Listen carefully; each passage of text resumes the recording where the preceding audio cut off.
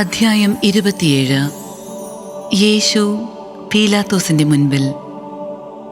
പ്രഭാതമായപ്പോൾ പ്രധാന പുരോഹിതന്മാരും ജനപ്രമാണികളും യേശുവിനെ വധിക്കേണ്ടതിന് അവനെതിരെ ആലോചന നടത്തി. അവർ അവനെ ബന്ധിച്ചു കൊണ്ടുപോയി ദേശാധിപതിയായ പീലാത്തോസിനെ ഏൽപ്പിച്ചു. യൂദാസിന്റെ അന്ത്യം.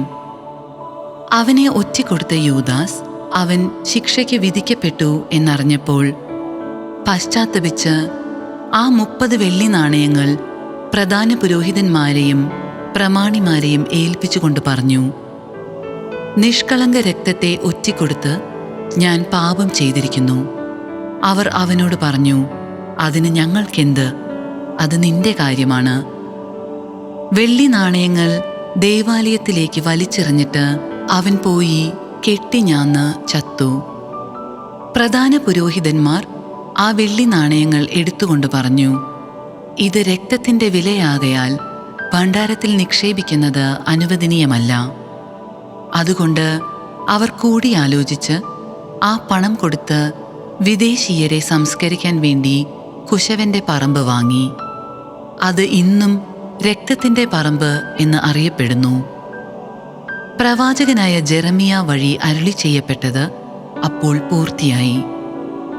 അവന്റെ വിലയായി ഇസ്രായേൽ മക്കൾ നിശ്ചയിച്ച 30 വെള്ളി നാണയങ്ങൾ എടുത്ത് കർത്താവ് എന്നോട് കൽപ്പിച്ചതുപോലെ അവർ കുശവന്റെ പറമ്പിനായി കൊടുത്തു. വിചാരണയും വിധിയും. യേശു ദേശാധിപതിയുടെ മുൻപിൽ നിന്നു.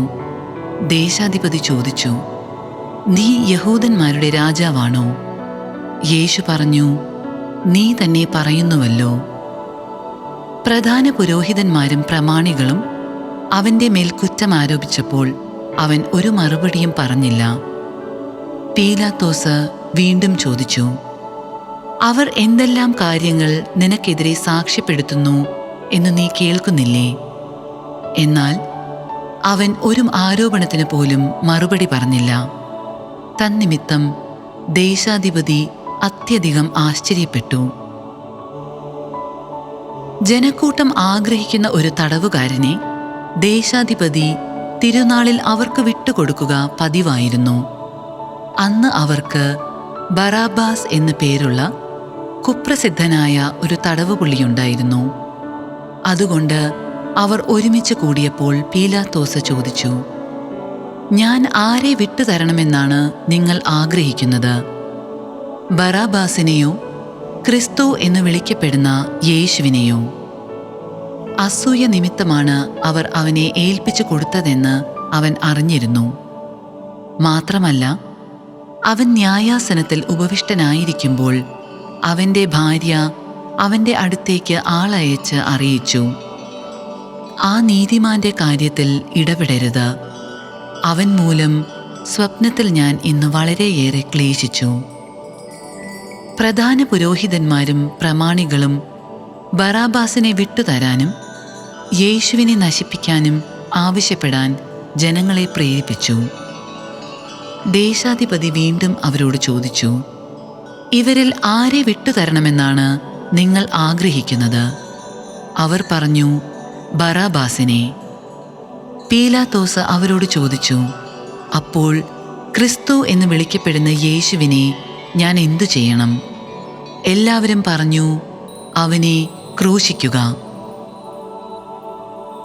അവൻ അവരോട് ചോദിച്ചു, അവൻ എന്തു തിന്മയാണ് ചെയ്തത്?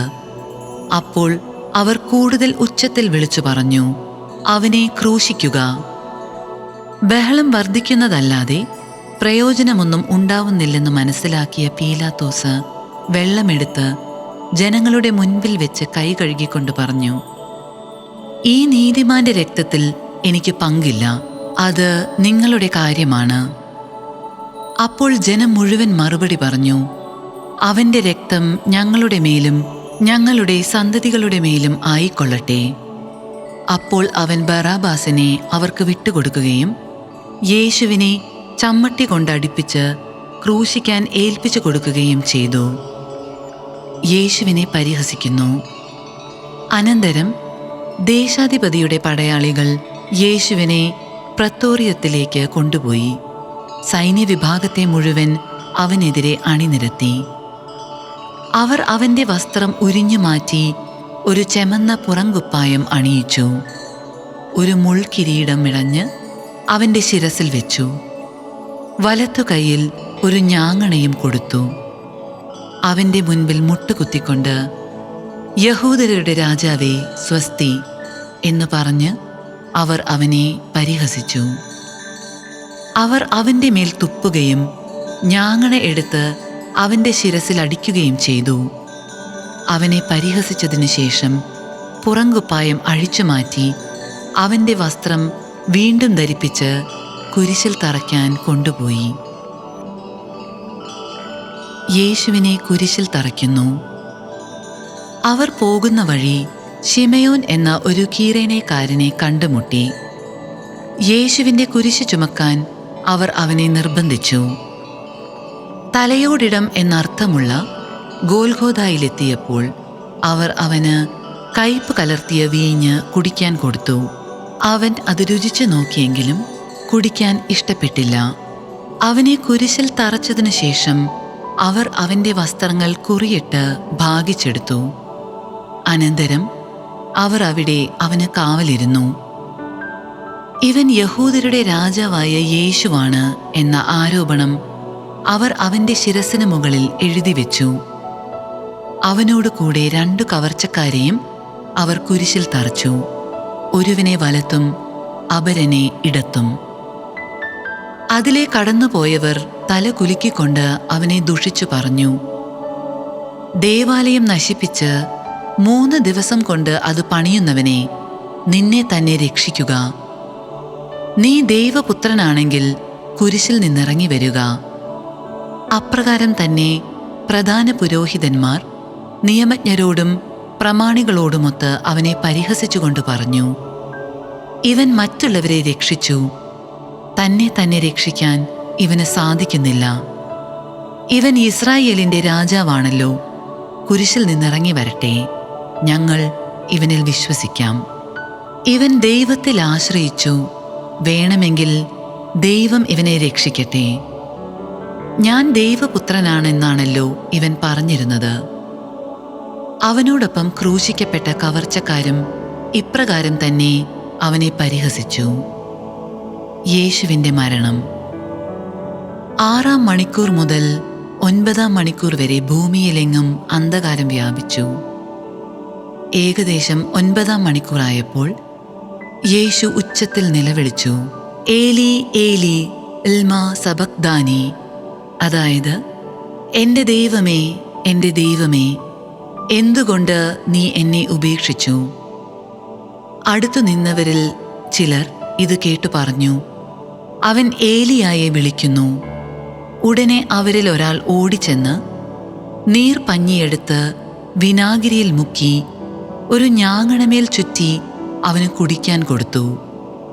അപ്പോൾ മറ്റുള്ളവർ പറഞ്ഞു, നിൽക്കൂ, ഏലിയ വന്ന് അവനെ രക്ഷിക്കുമോ എന്ന് കാണട്ടെ. യേശു ഉച്ചത്തിൽ നിലവിളിച്ചുകൊണ്ട് ജീവൻ വെടിഞ്ഞു.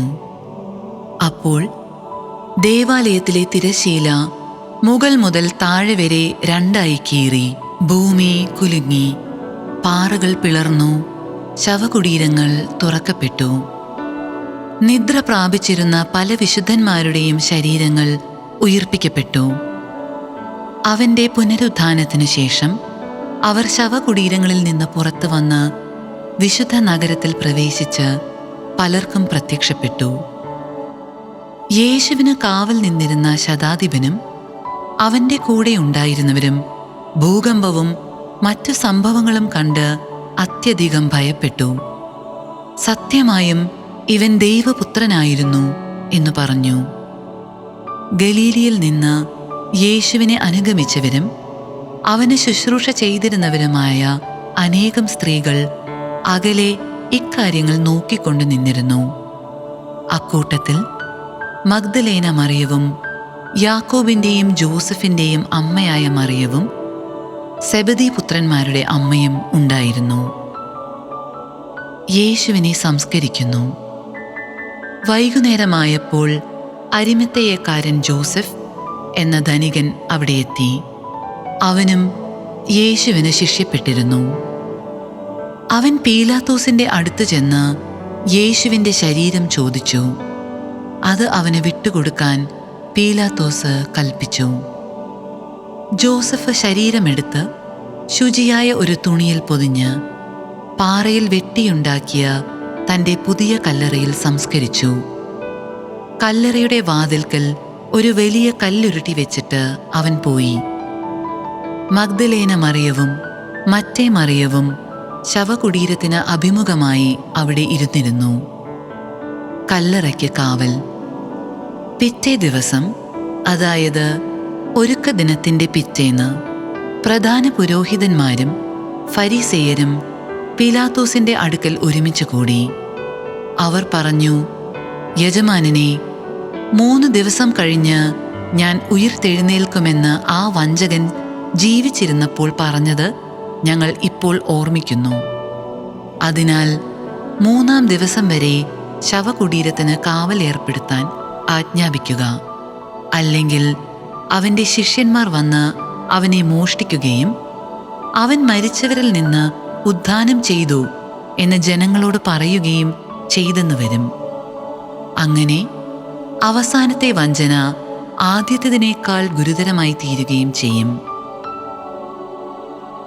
പീലാത്തോസ് അവരോട് പറഞ്ഞു, നിങ്ങൾക്ക് ഒരു കാവൽ സേനയുണ്ടല്ലോ, പോയി നിങ്ങളുടെ കഴിവ് പോലെ കാത്തുകൊള്ളുവിൻ. അവർ പോയി കല്ലിന് മുദ്ര വെച്ച് കാവൽക്കാരെ നിർത്തി കല്ലറ ഭദ്രമാക്കി.